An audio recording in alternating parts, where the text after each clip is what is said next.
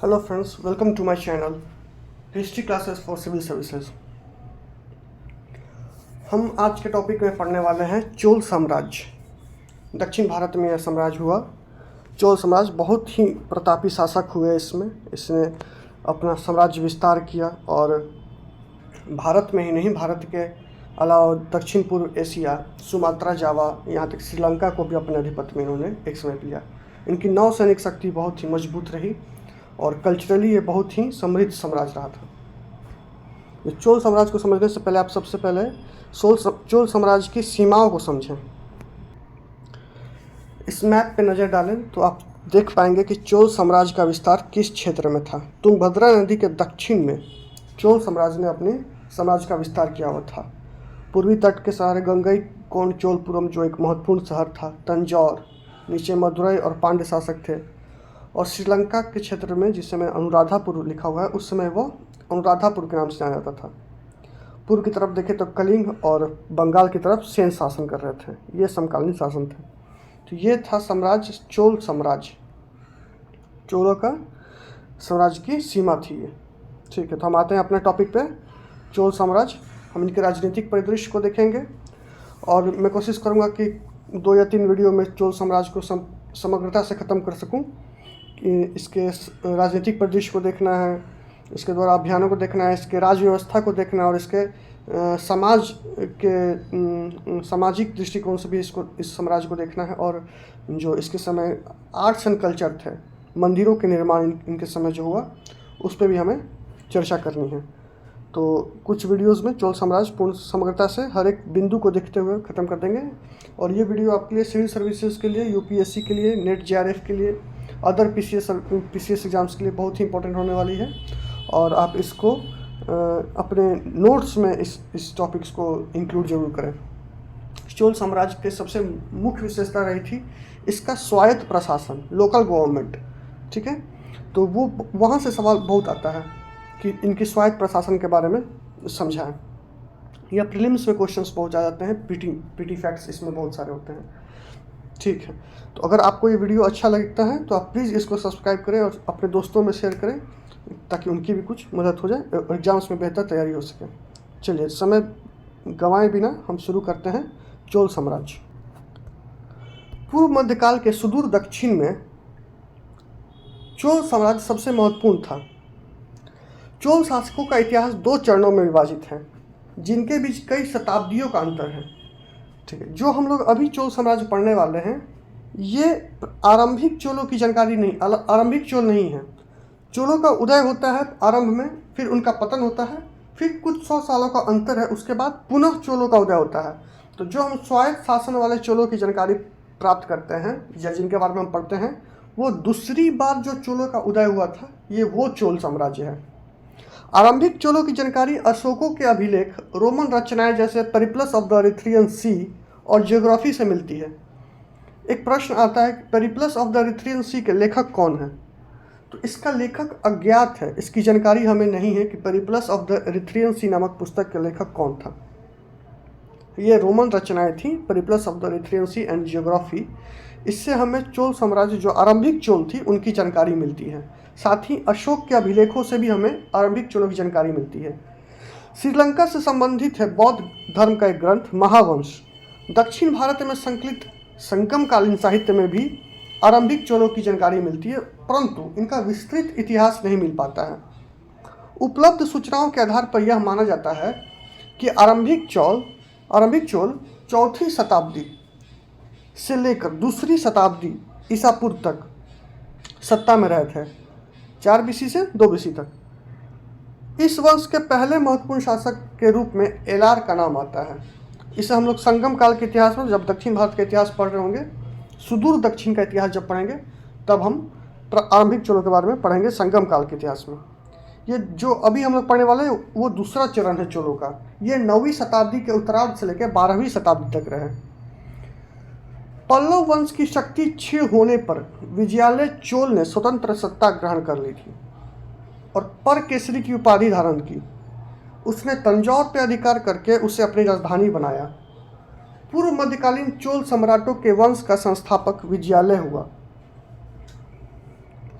चोलों ने दक्षिण भारत में एक विशाल साम्राज्य की स्थापना की एवं बंगाल तक सैन्य अभियान किए।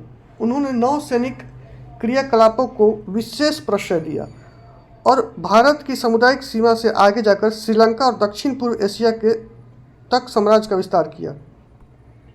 देखिए,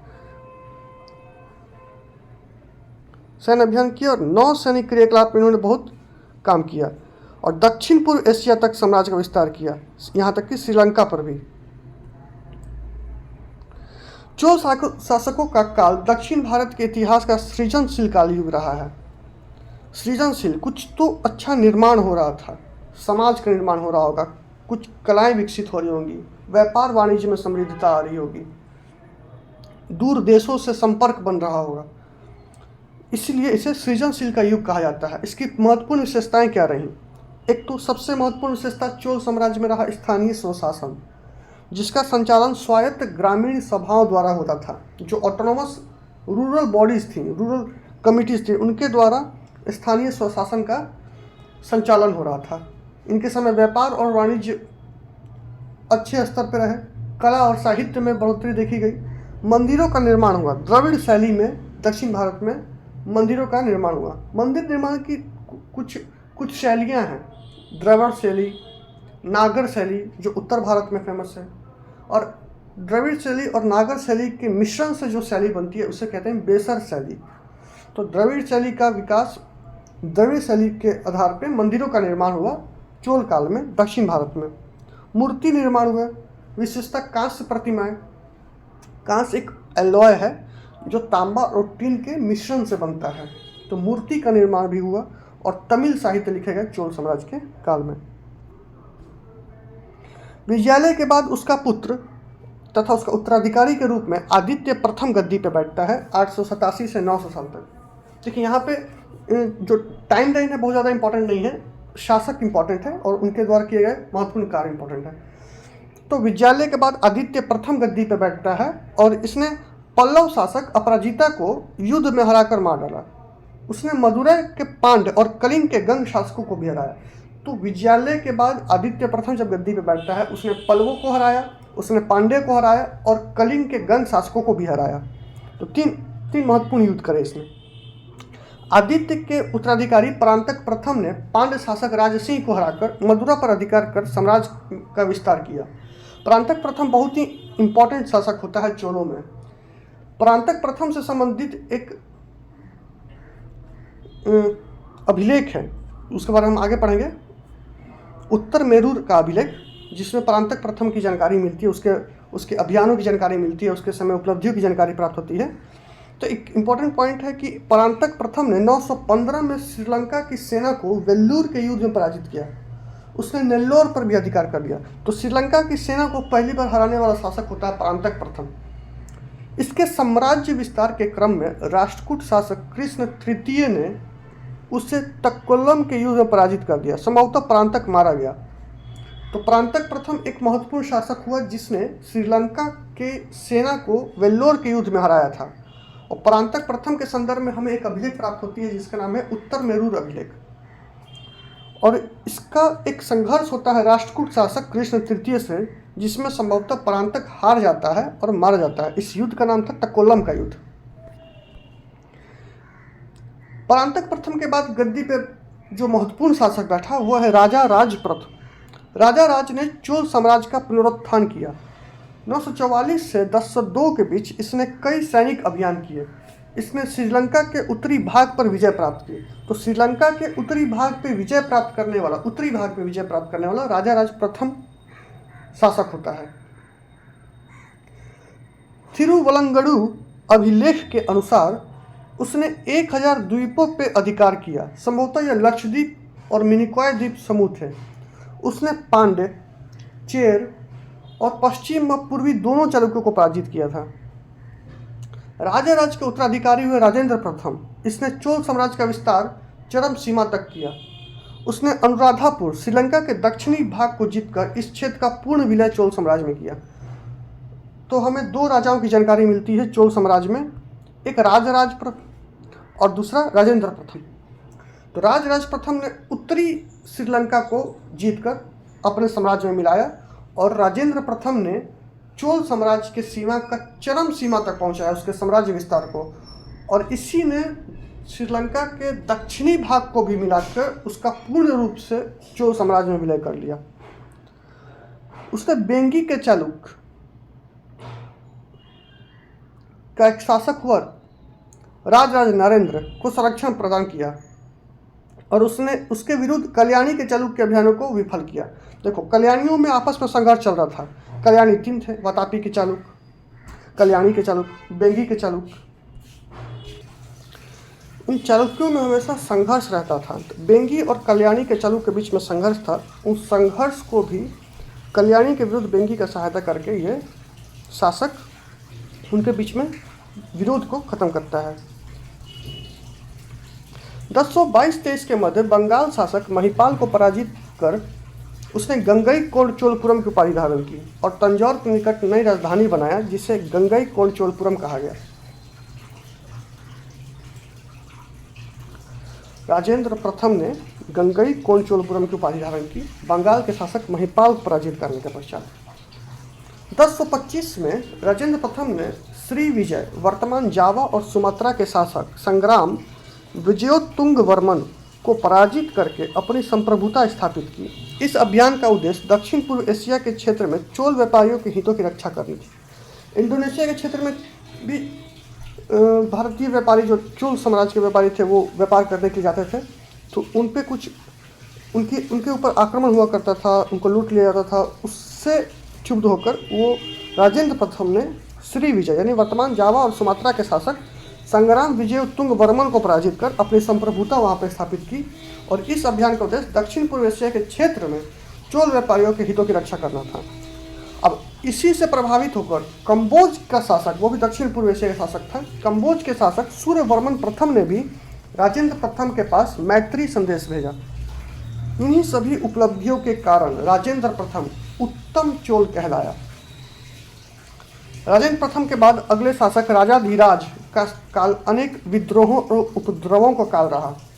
उसने चेर पांड्य पर नियंत्रण बनाए रखा तथा चालुक्यों के साथ संघर्ष में विजयी रहा। कोप्पम के युद्ध में उसने चालुक्य शासक सोमेश्वर को हराकर पश्चिमी चालुक्यों को क्षति पहुंचाई, परंतु स्वयं भी घायल होकर मारा गया। यह रणभूमि में मारा गया था। उसका भाई राजेंद्र देव ने, जिसका नाम राजेंद्र द्वितीय है, उसने रणभूमि में ही अपने राज्याभिषेक कराया और युद्ध का संचालन सफलतापूर्वक किया। जब उसका भाई मारा गया तो वह, उसका छोटा भाई राजेंद्र द्वितीय, उसने रणभूमि में ही अपना राज्याभिषेक कराया और युद्ध का संचालन किया। तो राजेंद्र, जो राजा धीराज था, उसने अश्वमेघ यज्ञ भी कराया था और राजा धीराज ने जया गोंड चोल की उपाधि धारण की थी। इसके पश्चात वीर राजेंद्र ने कल्याणी के चालुक्य राज्य को अंततः ध्वस्त कर दिया। इसके दबाव से चालुक्य शासक सोमेश्वर ने सत्ता त्याग दी और अपने भाई विक्रमादित्य को सिंहासन सौंप दिया। वीर राजेंद्र ने अपनी पुत्री का विवाह विक्रमादित्य से कर दी। कल्याणी के चालुक्यों में वैवाहिक संबंध स्थापित कर दिया। तो वीर राजेंद्र का उत्तराधिकारी अधिराजेंद्र हुआ, जो जनता द्वारा अपदस्थ करके मार दिया गया। 1070 में कुलोत्तुंग प्रथम शासक बना। उसका पिता विमलादित्य चालुक्य वंश का शासक था और उसकी माता चोल राजकुमारी थी। अब माता पिता दो अलग अलग वंश के थे, तो ये ऑब्वियस सी बात है कि ये दोनों के बीच में संबंध ठीक करने की कोशिश करेगा। तो इसी के लिए इसने युद्ध नीति का त्याग करके जन कल्याण पर ध्यान दिया। 1077 ईस्वी में चीन के पास दूत भेजता है, जिससे व्यापारिक संबंध ठीक हो सके। 1073 में, इससे पूर्व ही, विजय बाहु के नेतृत्व में श्रीलंका पुनः स्वतंत्र हो गया और केदारा के शासक ने भी नजराना देने से इनकार कर दिया। चालुक्यों से संघर्ष रहा इसका, सत्ता का पतन होने लगा। इसी क्रम में परवर्ती चोलों में विक्रम चोल शासक हुआ, कुलोत्तुंग तृतीय हुआ, राजा राज तृतीय हुआ, राजेंद्र तृतीय हुआ। राजेंद्र तृतीय की मृत्यु के साथ ही चोल वंश का इतिहास समाप्त हो जाता है। पतन के कुछ कारण रहे: निरंतर युद्ध व संघर्ष की स्थिति, आर्थिक व सैनिक संसाधनों का ह्रास होना, परवर्ती चोल शासकों की कमजोरी, महत्वाकांक्षी शासक नहीं हुए, नए राज्य पांड और होयसल का विस्तार। तो हमने पहले वीडियो में, पहले भाग में चोल साम्राज्य के राजनीतिक इतिहास को देखा। इसमें सबसे पहले हमने विजयालय के बारे में देखा है। विजयालय के बाद आदित्य प्रथम के बाद महत्वपूर्ण शासक हुआ परांतक प्रथम, फिर राजराज प्रथम, फिर हमें राजेंद्र प्रथम जो सर्वाधिक महत्वपूर्ण शासक होता है इसमें से।